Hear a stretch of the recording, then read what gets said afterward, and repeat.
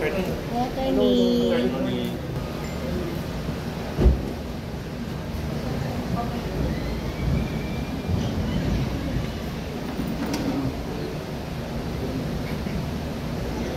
Thank you. Good morning to everyone. Welcome to a very unique session of Pandesal Forum. We have with us today isa sa talented lawyers in the Philippines. Mukha siyang bata in person. And every time I see him on TV, sa newspapers, mukha siyang mas may edad. Pero in person, mukha siyang bata. Or nagbakasyon yata sa politika kaya naging mas bata. The first time I met our speaker today, si Attorney Vic Rodriguez, was actually near the start of Pandesal Forum. Nag-umpisa ang Pandesal Forum 2015. Tagal na pala. 2015 ba yun? Ay, oo. 2015 September. Dalawang pinakaunang speaker dito. Ang pinakaunang speaker was Vice President Jojo Binay noon, kandidato for President 2016. And then, 1 week after he spoke, nagsalita dito then Opposition Senator Bongbong Marcos. Hindi ko makalimutan kasama niya si Attorney Vic Rodriguez.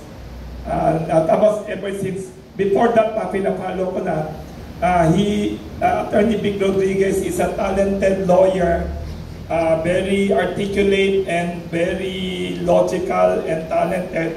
And one of the secret weapons behind the political success of the current president for the election, si President Marcos. We have today invited Attorney Vic Rodriguez not only because he has a very interesting book, yung libro pakiabot sa akin. He has a new book, recently launched a few months ago, I think, memoirs niya.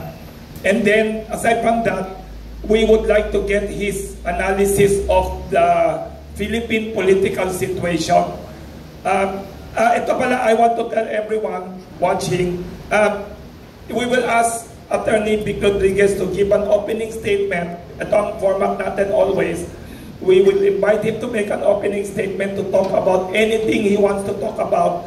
The state of the nation, ano nangyayari sa politika in the Philippines, what is he busy with, anong plano niya in his political life, because he cannot be retired. He looks very young, and everybody knows he is very educated and very talented. Ito yung bagong book niya. So, after the opening statement of our speaker, si Attorney Vic Rodriguez, we will invite the media, all of you here. Thank you for coming on short notice, plus the media watching via Facebook Live and also via Zoom. So now I'd like to invite Attorney Vic Rodriguez, a very distinguished and young-looking, young pa talaga, lawyer, to talk about Philippine politics, what's happening now, anong dreams niya for the country, and what are his personal plans.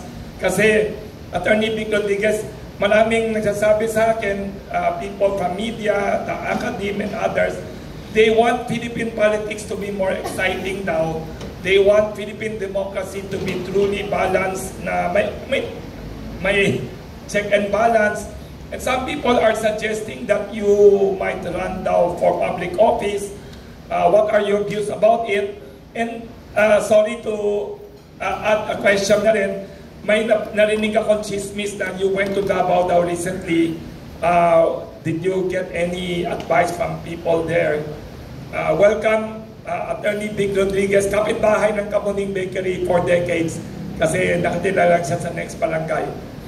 Welcome, Attorney Vic Rodriguez, for your opening statement. You are free to talk about any topic and then we will ask questions.